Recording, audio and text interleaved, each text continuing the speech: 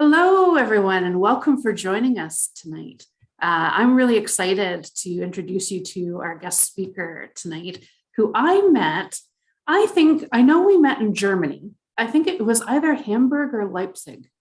I can't Might have remember. been Hamburg. I think it Hamburg? was. Yeah, Yeah.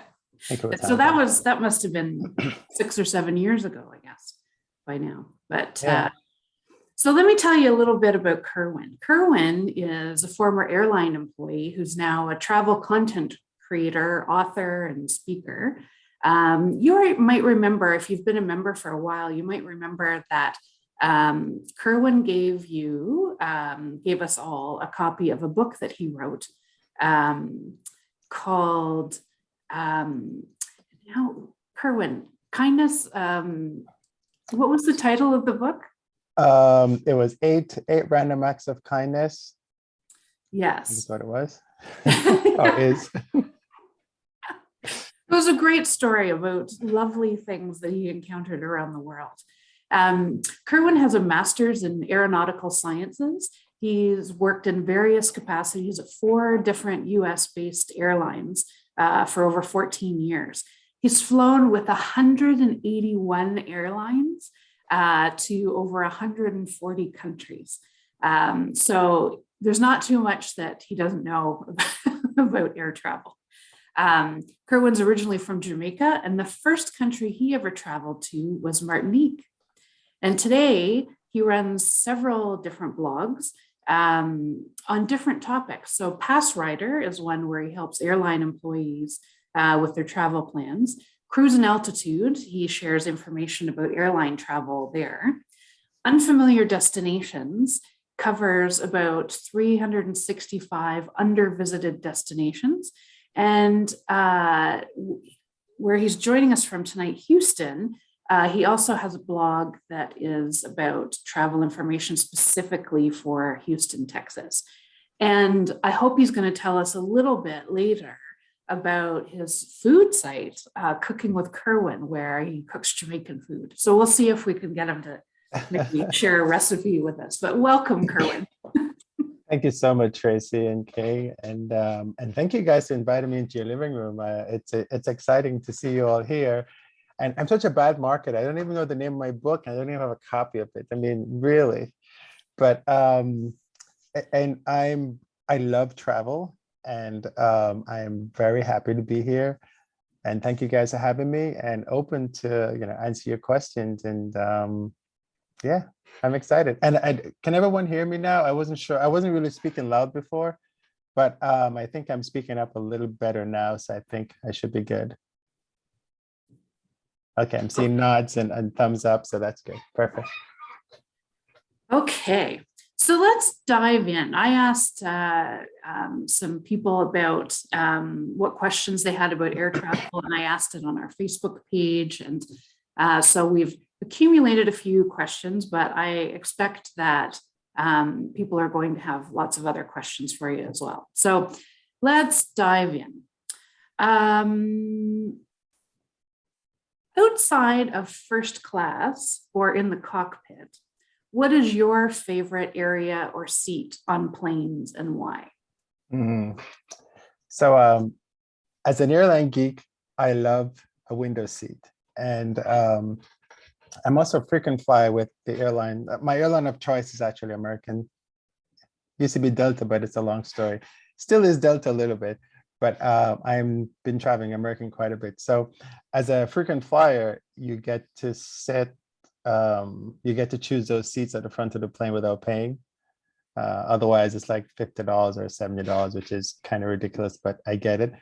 And so I try to sit in those forward seats because it's before the wing, and I can always see out. And if I want to take a photo or a video, I can see out really nicely, and there's nothing blocking my view. Or I sit behind the wing, and when I'm behind the wing, I can also get a really nice view. As much as the labs are all the way at the back on most planes, I still like the back seat because not many people will come back there depending on where you are. So in the back of the planes, some of the airplanes have like 2 seats. If it's like a 333, you'll have 2 seats at the back. I like to take the window seat way there at the back. Now, I was on an Air France flight many years ago, and this is when they had smoking on airplanes. I don't know if you guys remember that. And Air France had like a humidor in the back, and all the flight attendants would smoke in the back there. And then it was really thick curtains, and when they closed up, it kept the smoke out. But when they opened it up to come out, all the smoke would come out. And I'm the one who's sitting right there. So luckily they don't smoke on planes anymore. Well, in most places. I don't think any country allows smoking on airplanes anymore. But yeah, window seat, either before the wing or behind the wing, whichever Okay. one is available. And if I can't find anything, I'll just sit over the wing because I like to watch the airplane wing move in all the different places. But I'm an airline geek, so that's kind of my thing. Well, if I didn't believe that before, I do now, because I saw on Facebook this week Uh-huh. that you were offered an upgrade to business class, but it wasn't a window seat. And you were contemplating whether to take business class or stay in the window seat in economy. And I thought you would not have to ask me twice. So you know what the funny thing about that, Tracy, is I whenever I fly, I carefully select my seat. And then so I'm at the gate and I get the upgrade and I'm like, oh man, really? It wasn't a window, it was an aisle. And then so I said, okay, fine, I'll take it. And then I get there and the lady has the window closed. And so I kept thinking, but eventually I think I had this look on my face. And eventually she actually opened the window for takeoff. Because in St. Martin, like if you don't look outside for takeoff in St. Martin, I mean, it's a Caribbean. It's one of the world's most dangerous airports, and the takeoff and landings are amazing. Always have your windows open. Okay. Well, that's actually a very good question then. What are your favorite airports? Oh wow. One thing before I answer that, can you guys put in whether you're aisle or window seat in the chat? Just want to get an idea of where you guys want to sit. Or, some people want to sit in the middle, that's okay too. But let's see if you have aisle, windows, or middle, or whatever we have. My favorite airport. I like Singapore Airlines, Singapore Changi Airport, which is the airport in Singapore.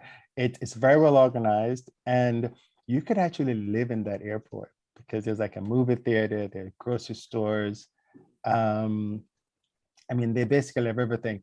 One thing you'll notice is that most I've never seen a pharmacy in a US airport. I don't know if you guys have seen it when you fly, maybe in Canada, but international airports, they actually have pharmacies in there, a full-fledged pharmacy where you can actually get a prescription, but most US airports don't have that. In Singapore, you do have that. The other one that's really cool is Amsterdam Schiphol. That is actually, it's well organized. You can easily get from one place to the next, although if you're going to go from like A through F, it's a really long walk. So get those walking shoes on. But I'd say Singapore, Changi is probably my favorite airport. Okay. I think so a lot of us, most of us, have not traveled for quite a while. And I'm sure there have been a lot of changes in the wake of the pandemic. What has changed in air travel? I assume we hear a lot about pricing. The prices are higher, and but people were also wondering about whether booking windows had changed and that sort of thing. So the price is definitely higher, and the airlines, they haven't made any money for 2 years, so they're trying to I guess to catch up. So if you see an airfare that you think is a good fare, so in your mind you're like, it's good, I'm going to take it, go ahead and take that airfare because it is going to go up. When I've been doing some travel in the Caribbean, and I fly Houston to Miami and Miami to the Caribbean. And St. Martin is where I went on 1 or 2 occasions. And when you look at the Houston to St. Martin fare, It's like about $1,000 round trip, which is pretty high. But if you were to buy Houston to Miami and then Miami to St. Martin as like four separate tickets, it will be like about $500-600. Now the thing with that is if you check a bag, you're going to be in trouble because you may not have enough time to go out and pick up your bag. And sometimes the agents are really terrible. Although you're on the same airline, they are supposed to what's called through check your bags because you have another ticket for the other segment. So you can just say, hey, I'm going to St. Martin. I have a Houston to Miami to St. Martin ticket. They're together. And what they really should do is check your bag all the way through. If they want to be terrible, they won't and tell you that you have to go recheck in Miami. But if they're really nice, then they'll check it all the way through. So whenever you buy those tickets, and in general, whenever you buy any ticket and you have connecting flights, make sure the airline have what's called interline agreements. So which means that when you check a bag with one airline, they will check it through to your final destination without having to go pick it up. Some airports actually have a rule that you have to, if you're not on the same airline, you have to go out of security and come back in and check your bags again. And so for people who have like different countries have different visa rules, you have to make sure that you have the right visas if you're going to do anything like that. So the fares have changed. The other thing that's really changed is the requirements. Make sure you check all the requirements and check them frequently for wherever you want to go. As an example, if you go and say, when I went to Anguilla, you had to do a test before you go. And then when you arrive, you have to do a test on arrival. Then this was back in January. Then you had to quarantine for 24 hours until you get the results. And quarantine means you stay in your hotel. You can't go anywhere outside. Then they call you and tell you that you're good to go, and then you can do whatever you need to do. Now they're getting much better. They don't have the entry requirements into these countries anymore, but sometimes they have insurance. So you have to get like for $15, you get insurance for the few days. And the thing is that even if those countries don't have insurance, you should get insurance as well. And the reason why you want to do that is, even if it's outside of COVID, since that's the big thing now, but if anything happens to you, you want to be able to get back or get medical treatments, or even if your flight is delayed or your flight's canceled. My last flight I took, I was leaving on Sunday and the flight on Saturday was canceled. I got a note on, sorry, I was leaving on Sunday. Yes, Sunday. And I got a note on Saturday that the flight was canceled. And so they moved it to Monday. Now I have travel insurance, but the interesting thing, so I have an annual insurance, and then I do a trip insurance because my annual insurance doesn't cover me for COVID because I'm in the state of Texas. So I get a separate insurance that will cover me for COVID. Just in case and anything else. But I normally buy it the day before I leave. But I got the notification that the flight was canceled before I bought the insurance, which I was going to buy anyway. So I still went ahead and bought it, but it means now I can't claim on that because I didn't have the insurance at the time. But I can claim on the other insurance because that's an annual policy. So little things like that you never thought about before. If you're going to spend like $2,000-3,000 on a vacation, spending $50 on insurance is a no-brainer, and it's something that you should definitely do. In terms of booking windows, it's interesting because when like earlier this year, you could book like up to the last minute and still get a good fare. But as summer is coming up, that is changing. So try to book as early as you can. For domestic travel, usually the airlines will have, they won't charge you a fee.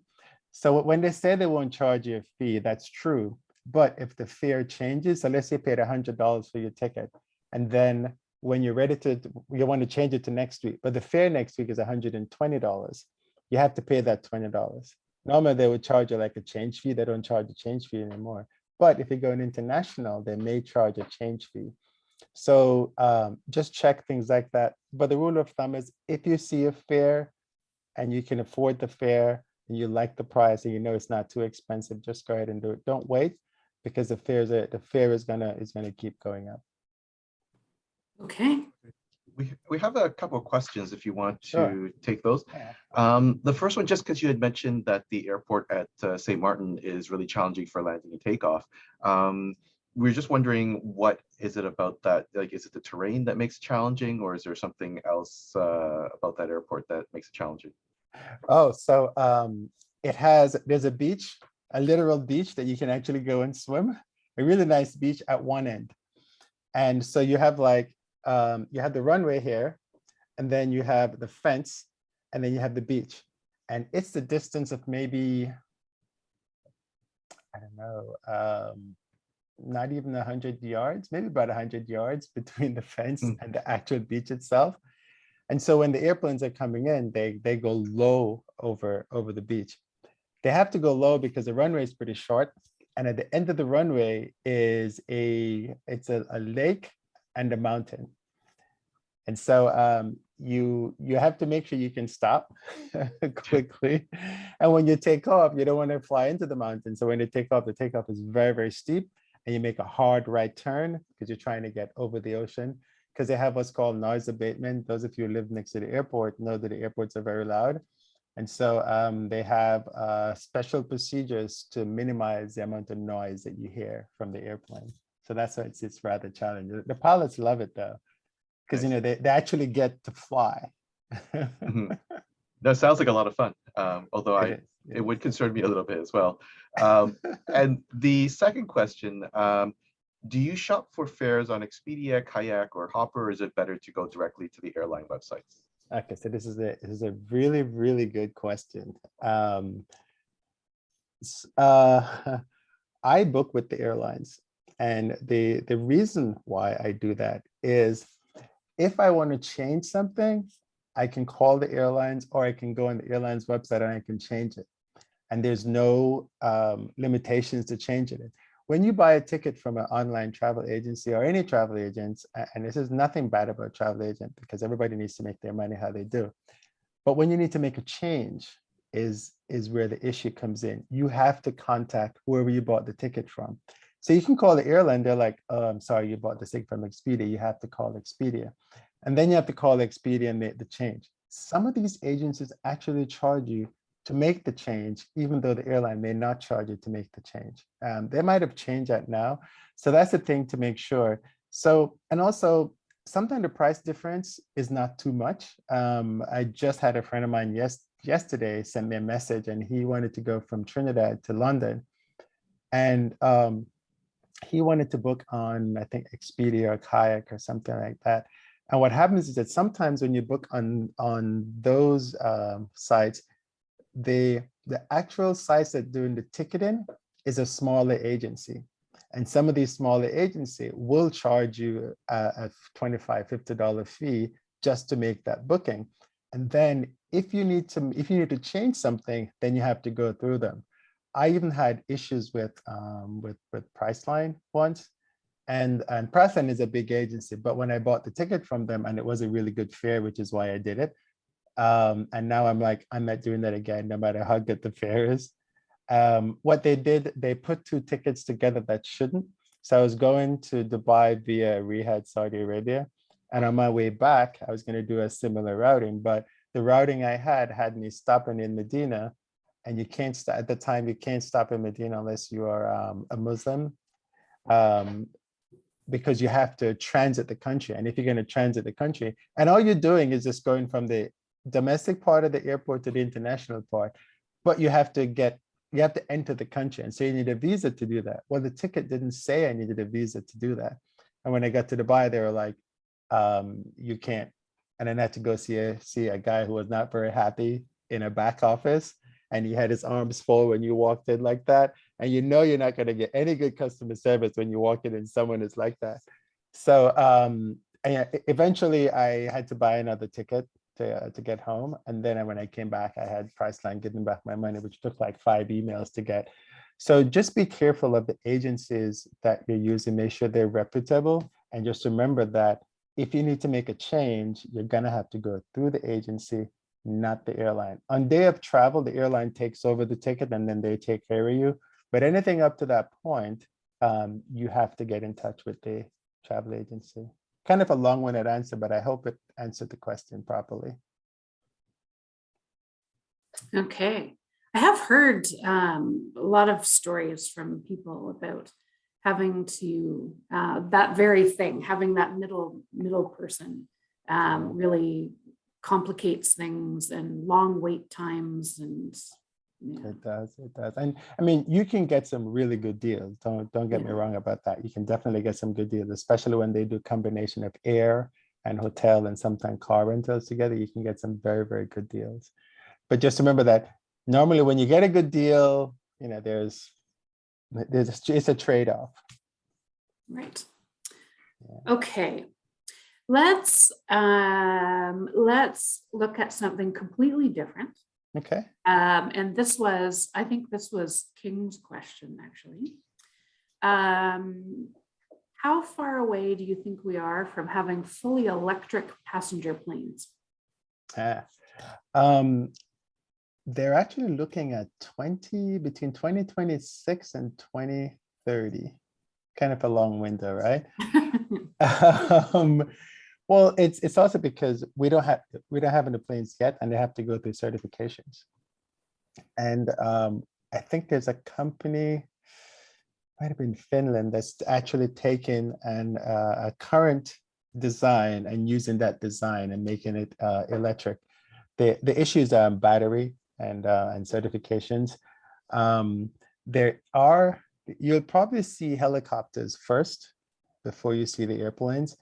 They are testing, I forget the name of the helicopter company, but they're testing electric helicopters. I think somewhere here in Texas, actually, somewhere just outside of Dallas.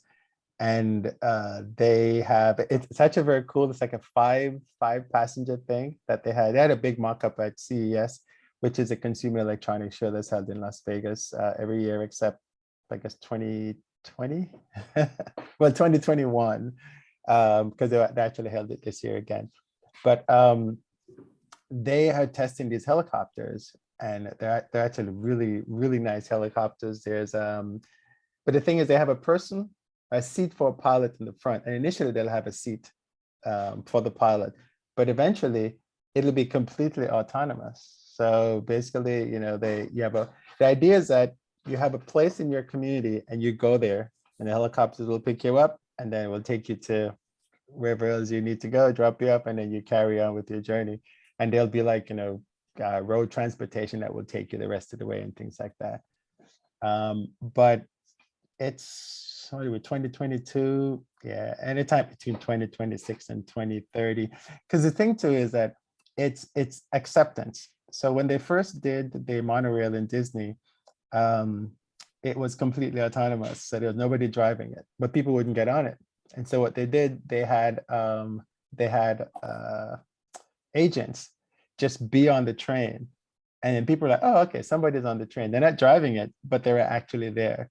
Same thing in London, when you take the DLR is completely automated. It doesn't need a soul to be on there, but there is a conductor. And the conductor, what does the conductor do? They check your tickets, make sure people are getting on and off without paying. They don't really do anything. And every now and again, they open the front. I don't know what they're doing, but the train just runs by itself. So you're gonna have that with these automated things, because it's kind of scary to get on a plane and there's nobody flying it. Yeah, but the electric stuff it's gonna happen. I guess everyone wants to be green and carbon neutral, and so that's the way that they're going. But they do have a lot of challenges. I mean, the passenger side of it, and also batteries. They have to come up with a battery that can really last. So they'll do short journeys first as they continue to develop batteries. Okay.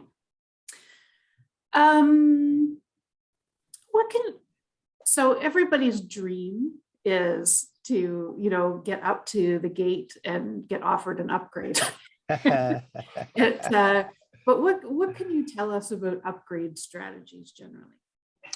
So the first thing is to be loyal. When I say loyal, join the frequent flyer program for the airline you're flying. No matter if this is your first flight, it doesn't matter. Just join it, and then when you fly in the future, try to keep your flights around that particular airline. Like I said, I I'm a Delta flyer. Well, used to be a Delta flyer. I want to switch to American because I had a kind of tiff with them. And then I'm like, they took my status away for some reason, a little clause that they had. And I go, well, I'm not flying you guys anymore. And so I switched over to American, but I was already flying American anyway. And then I quietly went into my account like about a month ago, and I go, wait a sec, my status is back.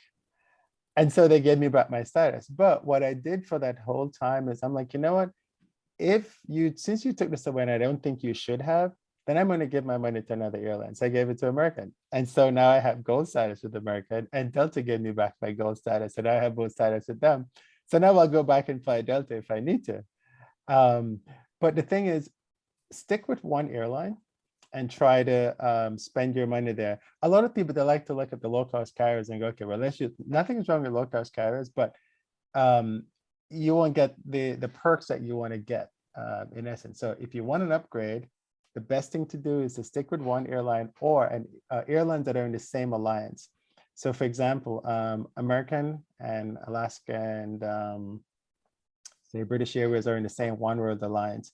Then you have Delta and Air France and SkyTeam, and you have United and Lufthansa in Star Alliance, and Air Canada is also in Star Alliance. So if you stick with those airlines, then all you do when you fly, you just give your frequent flyer number, and then they will put that number in, and they will go towards your upgrades. Now, upgrades are weird because let's say I'm flying Delta, and I have gold status with Delta, for example. So it means that I'm going to get on the standby list, and if there's a seat available in the first class cabin, then I'll get it. But if I'm flying KLM, I don't have that same privilege on KLM, even though I am SkyTeam and I have an elite status with this SkyTeam partner. Used to be when they first started, you did, but then what they realized was that they want to give preference to their own people, i.e. so if you're like a KLM person, they want to give the upgrade to the person who's actually a member of the KLM, frequent flyer program, as opposed to the one who's a member of the Delta program. But they could still fix it because they have different tiers, and it's based on how much you pay for your ticket. But the best thing to do is be loyal to the airline. There's gone are the days when, you could talk the agent into upgrading you, or if you dress nicely, they will give you an upgrade. It doesn't really happen anymore because they have a list. And when you look at the list is sometimes very long. Like if you're going cross country, say, Vancouver to Toronto or Los Angeles to New York, the standby list is very, very long. And it starts with, the top tiers, and then it goes all the way down to the person in silver. So chances are, if they need to upgrade somebody, they already have somebody that they'll be able to upgrade.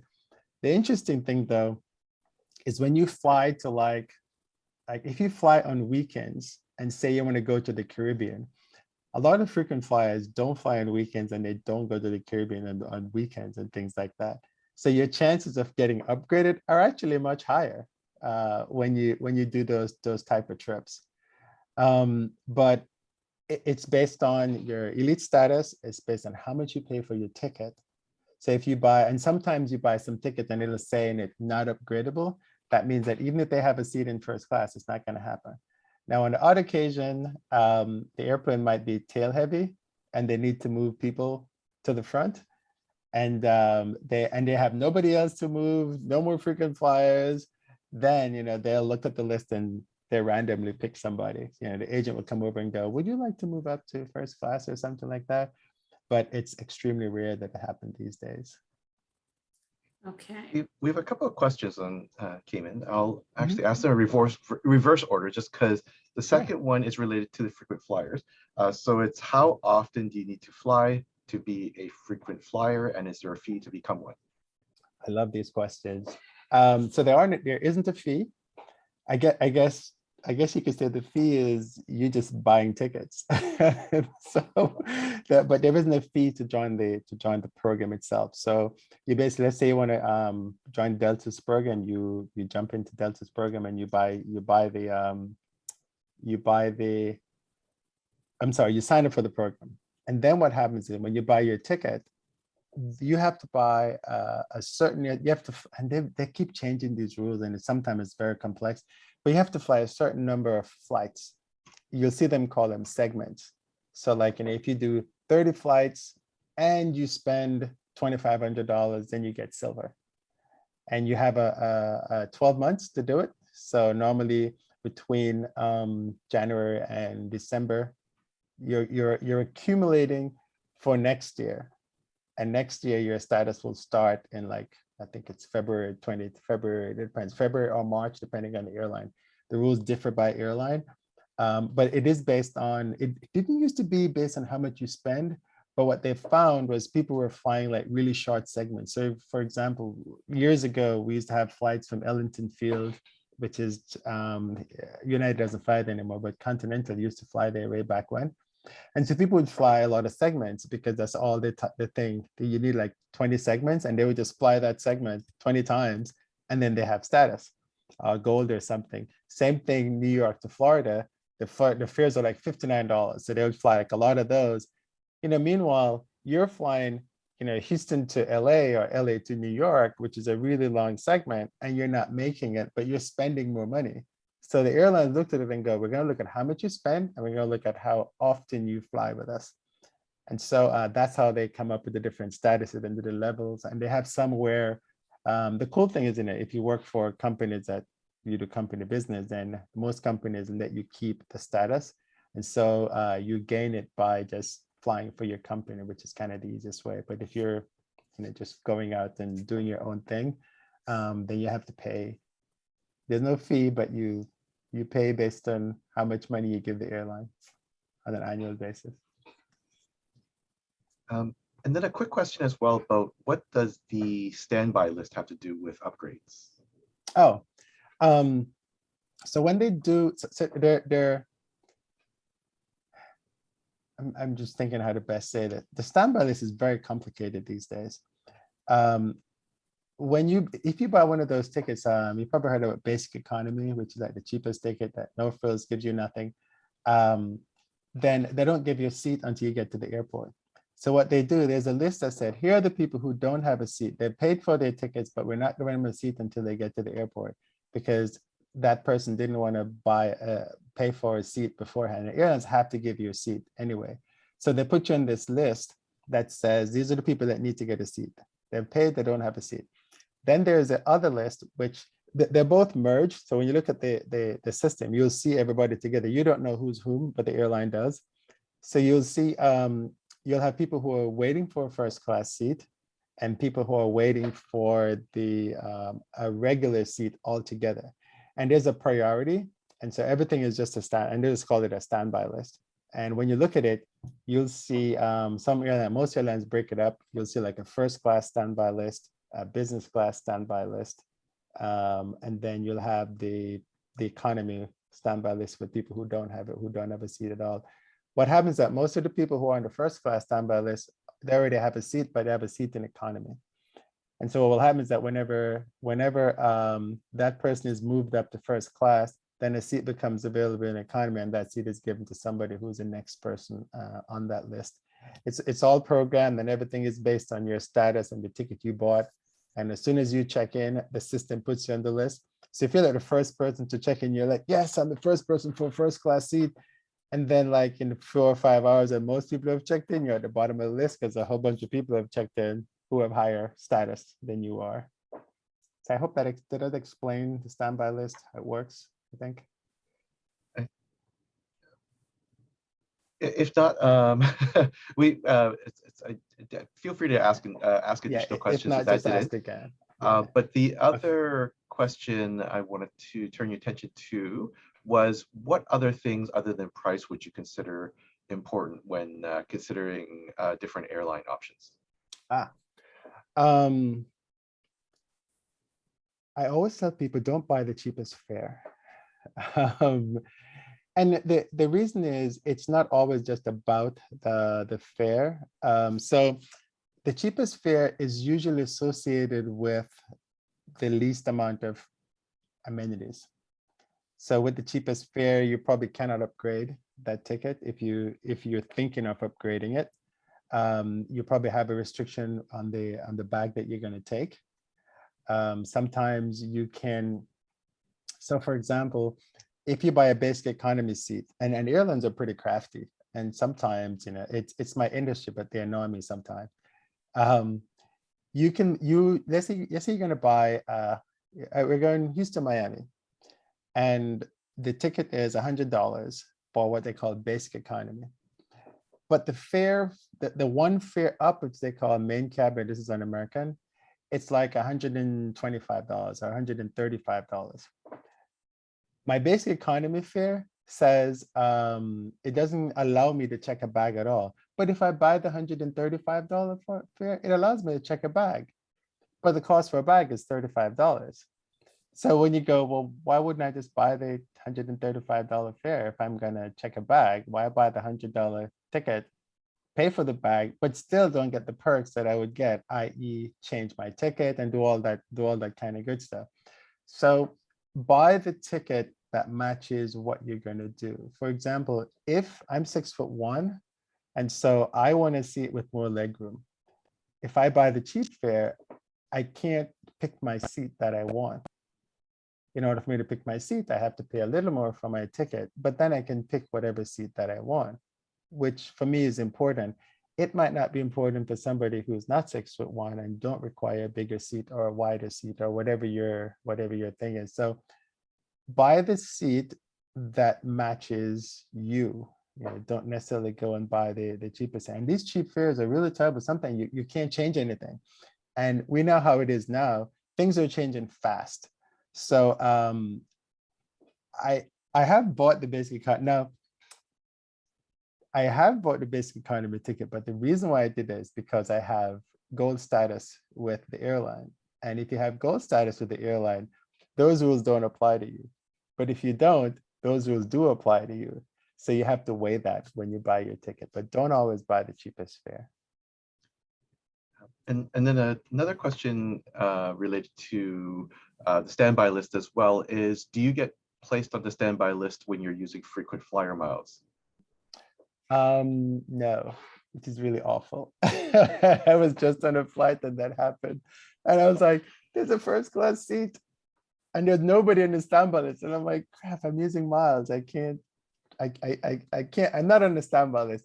But when you think about it, the airlines, you have two fares.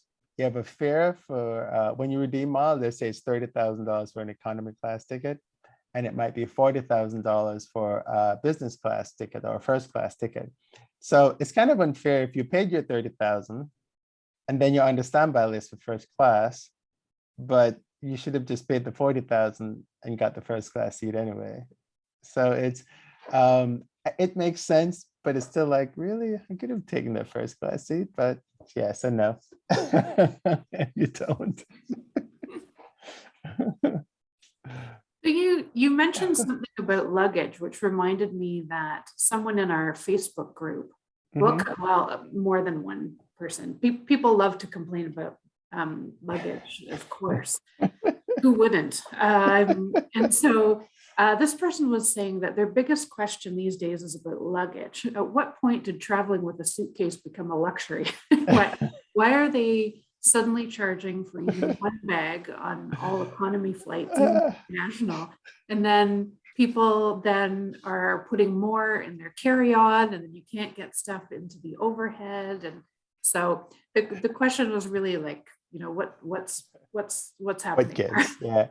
Okay. So a question to the audience then: Are you team carry-on or are you team check bags? So just put it in the chat so we can get a good idea. A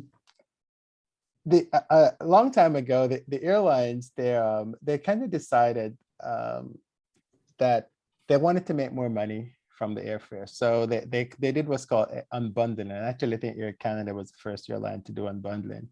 And what unbundling means is, so before you used to charge you like $100 and you get everything. And everything that you could check a bag, you get a meal and all this kind of stuff. And then the airlines were like, well, we're providing all this stuff and some people aren't using it.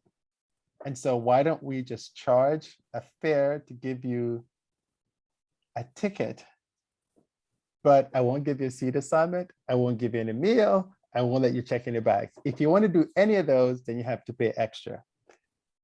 It's kind of weird because it's at a really bad extreme. Like, why would you charge me for a seat assignment? I already bought the ticket. Like, everybody should get it. Everybody does get a seat assignment, but the whole thing is you don't get an advanced seat assignment. If you're an airline economist, you're like, well, this makes lots of sense because you're getting a lot of more revenue. But if you're customer service, and I used to work in the customer service part of the airline, I'd be the ones who listen to the lady's complaint or the person's complaint and bring that to the committee and say, look, it doesn't make sense because we're creating this kind of problem on the other side. But and so that's why they decide to unbundle it, and then you pay for what you want. So we have a bunch of folks here. So everyone here who wants to check their bag, you're gonna have to pay between $25 or $35 to check your bag. It's the way it is. And they're not going to change it because they've made so much money from it. So they're not going to change that. They even go further with the whole carry-on thing, where a friend of mine was flying in JetBlue from LA to New York recently. And so she bought the ticket that said no carry-on. So you can take your purse. Now I know you ladies may have they have big purse. Us guys, I don't know what we have a backpack or something. But so she had her purse and she had her carry-on. But when she got to the airport, they were like, well, you didn't pay for a carry-on and you can't carry it on because the fare you bought doesn't allow you to carry on. So she had to check. Now she had researched and she realized this was going to be the case. So she made sure that whatever she packed in her carry-on, she could check it. And then she had to pay, I think, $35 to check it. But she was prepared. Most people are not prepared. So always look at it, that's what I was saying, don't buy the cheapest ticket. If you know you're going to do a carry-on, make sure you buy a fare that allows you to carry on. Because when you go on a low-cost carrier, like when you go to Europe, they really do measure your bag, no matter how small it is. And they do weigh it. In the US, it's 40 pounds. In Europe, it's like, what's it, in kilos, like 7 pounds or 8 pounds or something like that is what they allow you. And how do you know the Americans or the people from North America different from the Europeans when they travel? We have the big carry-ons. And you see the folks in Europe and you're like, how do you put anything in that little bag? But they've checked the bag and that's how they do their carry-ons. So if you know you're gonna do a carry-on, go ahead and just make sure that the fare you have will allow it, and then make sure you have the money for it. Because when you get to the airport, the agents are not gonna allow you to get on. The other thing too is the size. Make sure your carry-on is not too big. Those carry-ons that have those zipper things that extend it, don't extend it. If you extend it, it's not gonna fit. And just make sure, because, and there's some agents are really terrible. They will, I was flying and they were checking the size for the first class passengers. And I'm like, these are your first class passengers. They paid the most to get on the seat. Why are you checking the size of their carry-on? But they were checking it. So just be careful with the carry-ons. I mean, and I tell you guys this because I want you to have a really good travel experience. And these are things that will help you. If you understand the fare that you bought, then you won't have any issues. If you check the visa requirements for where you need to go, then you won't have any issues.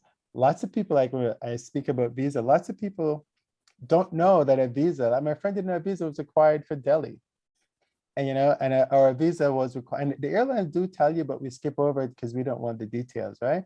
People show up at the airport and want to go to Brazil, and Brazil requires a visa and they don't have one. And the person at the gate, there's nothing they can do but turn you away. Now, if you're trying to go to Australia, Australia requires a visa, but you can apply for it online, and you can apply for it actually right there at check-in. They can do it for you. But then nowadays with COVID, you have all these extra forms that you have to fill out, and you have to get that permission to go to the countries. You have to fill out a form, and then they send you something back. And then they said you're approved, and you have to show that when you get to the airport. So make sure you research that type of thing. Okay. I'm just going to give people the 10-minute warning. If you have any burning questions that you haven't had answered yet, to type them into the chat. But for now, I will keep going with my list. Sure. People were asking, so I gather during the pandemic, there have been not just fewer flights, but also fewer direct flights. And so people were wondering when do you think more flights will start being added, especially ones that are direct? Gotcha. Okay, so two things. The, I always, everyone says direct, but they really mean nonstop. Ah, okay. and Right. that's okay, Tracy. It's so the direct flight is just, you know, typical definition. It's not going to change, but you'll hear people say it anyway. But just so everyone knows, nonstop means just that. There is no stop between the two points. And a direct means there is at least one stop, but the flight number doesn't change. So for example, you'll have like a Houston to New York and then to London, for example. And that'll be one flight number. The reason why they do that is because British Airways fly Houston to London nonstop. And United's like, well, here's another flight. And it came about because when you look at the old travel agency systems, when you do Houston to London, all the nonstop flights show up first. And then the direct flights show up after, which means the flights with one or more stop. And so that's how they came up with the whole different terminology. And sometimes, you know, you could fly, you can also change airplanes, but the flight number remains the same. But to the question though, it's kind of a combination of things with these. The airlines put a lot of airplanes into the desert to store. If you look online, you'll see people go to, there's a place called Mojave and Victorville, and they store these airplanes out there. Matter of fact, some Qantas A380s are also stored out there. The A380 is the largest passenger aircraft, and they put a lot of those to quote unquote bed when the pandemic started because, you know, no one was flying. Now, as people are starting to fly some more, they're bringing them out, but it's taking a little while because you can think if it's animals like to live on airplanes. And so that Qantas actually had mechanics that were keeping the planes free of all the gnats and all that kind of stuff during the pandemic. And so it takes a while to get those airplanes back into service. Also, some airlines like Delta parked a lot of their, I think it was the 777s that they parked. So when the airline, American wasn't flying international, so because they parked all the planes. And the other thing too, they didn't have enough pilots. So it's a combination of airplane availability, the pilots availability. And in Europe, for example, they had a lot of, when they lift the mask mandates for the European airlines, a lot of the employees actually got sick. And so they actually have to wait for the employees to get back into rotation. And during Easter, they had a big problem where people would show up and they just didn't have any employees to fly the planes for them. So there's a lot of things that go towards the airline adding new routes. The other thing is also permissions. Not every country has figured out how to deal with COVID, and all the countries are still learning. But so some countries are still closed, and or they're only accepting a certain number of people. So whereas the airline would normally have like 5 flights a day to a particular destination, they have to cut that to like 2 or 3. When I went to Anguilla, they were not ready for tourists because a flight arrived and they have to test everybody. And so they created these little tents outside, and we would sit outside. They would take like 8 people inside at a time, and then they would test you. And then they take another 8, and that's how they would do the, and you know, Anguilla is like 80 something degrees. So it's pretty hot outside. They have little fans and things. So these countries don't have the infrastructure to handle a lot of people. And also they're still dealing with COVID in their own, in their, you know, within their own countries. So it's a combination of things. As that gets better, as all these factors get better, you will see them adding more flights I think United just canceled a bunch of flights that they were going to add because they just don't have the airplanes available. The other thing too is that we have a pilot shortage at the moment. What happens is that most of the US carriers used to get their pilots from the military. And we in the US don't have a war, so lots of people are not going into the military and they're not getting trained, so they're not getting as many people coming out of the military and going to the airlines as they did before. So we have a pilot shortage.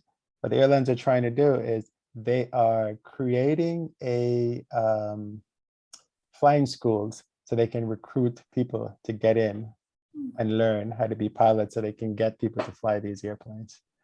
And so eventually it'll spool up, but for now, they're going to announce something, sell tickets, and then they go, oh, we can't do it because we don't have the airplane, we don't have the crew, or something else happens.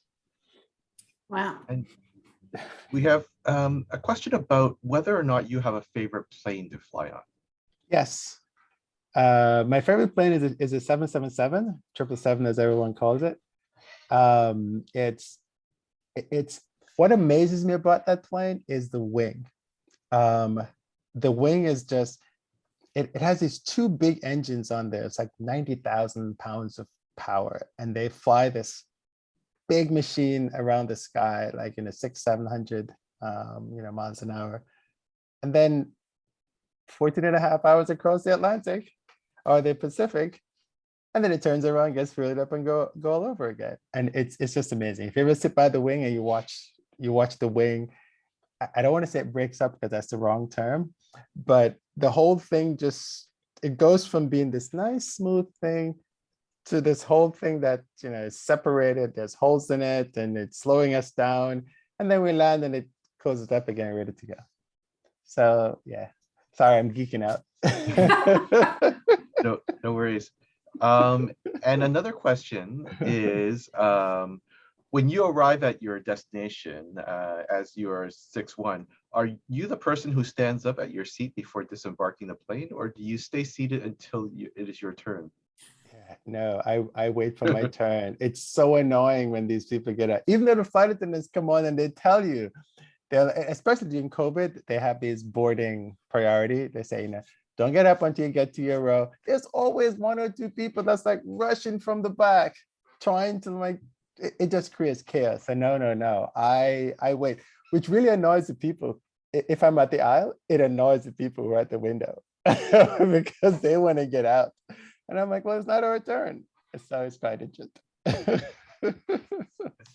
And a few more last minute questions have come in here. Absolutely. This one is, I'd heard that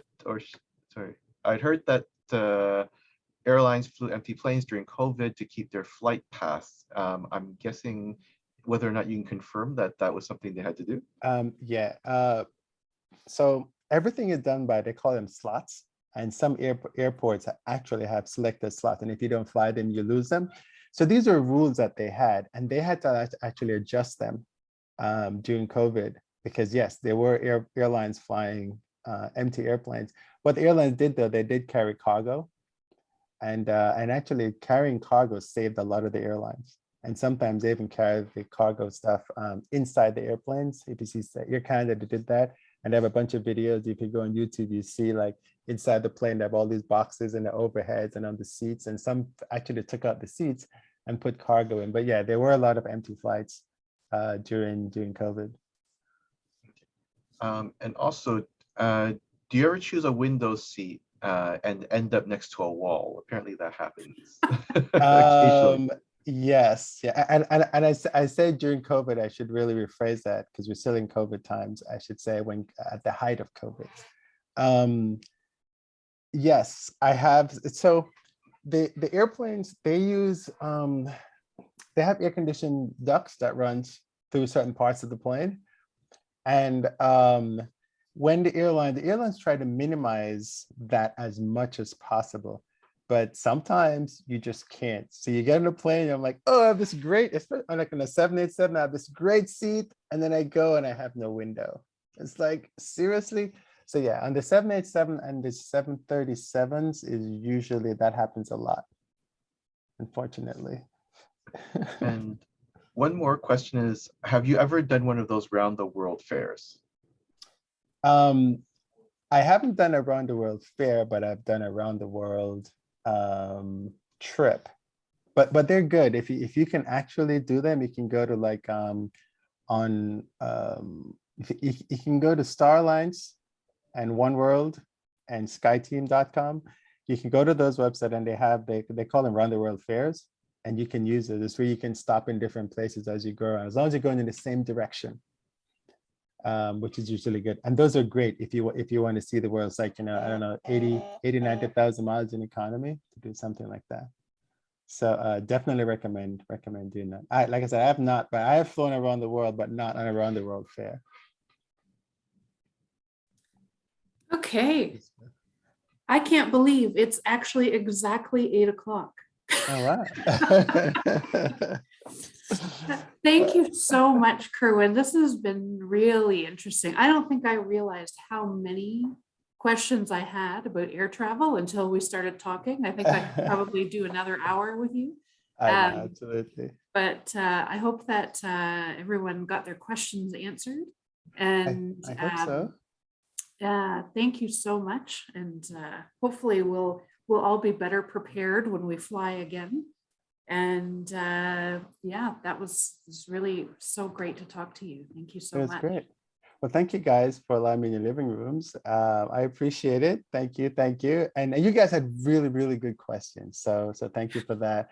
And I hope this helped you to have a better travel experience. And that's my only goal, to have people have a better. I get really annoyed when I see people online and they're saying, oh, this happened. I'm like, oh, if only you knew this, then you wouldn't have had that experience. So I hope this helps. And if you guys have any more questions, you just shoot them to Tracy or King, and I'm more than happy to answer them. Great. Thank you so much. Sure. All right, everybody. We will have, for those of you who are members of our insiders, we will see you back here again 2 weeks from tonight, when we'll be talking about tips for new solo travelers. So that was the next most popular topic in our poll.